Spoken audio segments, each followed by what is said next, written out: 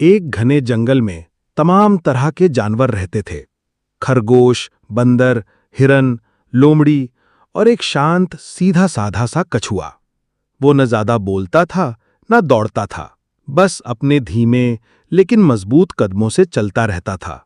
बाकी जानवर उसे देखकर अक्सर हंसते, अरे इसकी चाल देखो, धीमेपन की भी कोई हद होती है। लेकिन कछुआ बस मुस्कुराता और चुपचाप अपना रास्ता चलता। एक दिन जंगल में एक बड़ी दौड़ प्रतियोगिता की घोषणा हुई। सब जानवर उत्साहित हो गए। नियम थे, जंगल के बाहर एक ऊंची और पथरीली पहाड़ी है, जो सबसे पहले उसकी चोटी तक पहुंच जाएगा वही विजेता कहलाएगा। हर कोई दौड़ में शामिल हुआ। फुर्तीले खरगोश, चंचल बंदर, बिजली जैसे दौड़ते हिरन और सबसे पीछे धीरे धीरे चलता कछुआ भी खड़ा हो गया। किसी ने कहा, अरे तू भी आएगा? दूसरे ने हंसते हुए कहा, पहले तो ये लाइन पार करे फिर पहाड़ी चढ़ेगा।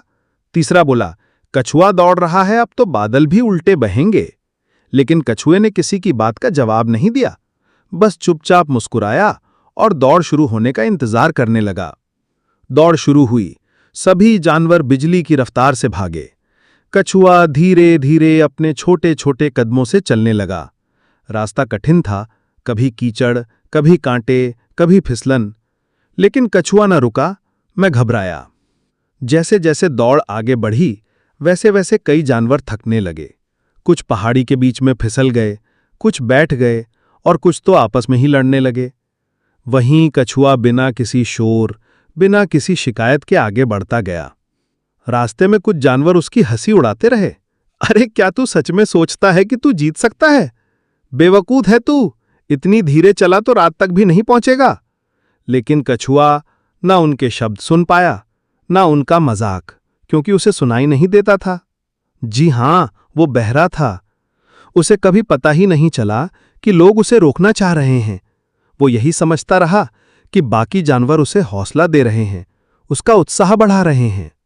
उसकी यही मासूम सी गलतफहमी उसकी सबसे बड़ी ताकत बन गई। आखिरकार जब सभी थक गए, रुक गए, हार मान गए, तो वही कछुआ धीरे धीरे चलते हुए पहाड़ी की चोटी पर पहुंच गया। अब सारे जंगल के जानवर अवाक थे। ये कैसे हुआ? हम सभी तेज थे और ये कछुआ सबसे आगे कैसे पहुंच गया? तभी एक बूढ़ा उल्लू बोला, क्योंकि ये कछुआ बहरा है, इसे किसी की नकारात्मक बातें सुनाई ही नहीं देती। और जब कोई तुम्हें रोकने के लिए कुछ कहे ही ना, तो रास्ता थोड़ा और आसान लगने लगता है। तो इस कहानी से हमें यही सीख मिलती है कि जब हम कुछ बड़ा करना चाहते हैं तो दुनिया हजार बातें कहती है। तू नहीं कर सकता, तेरे बस की बात नहीं, समझदार बन, छोड़ दे।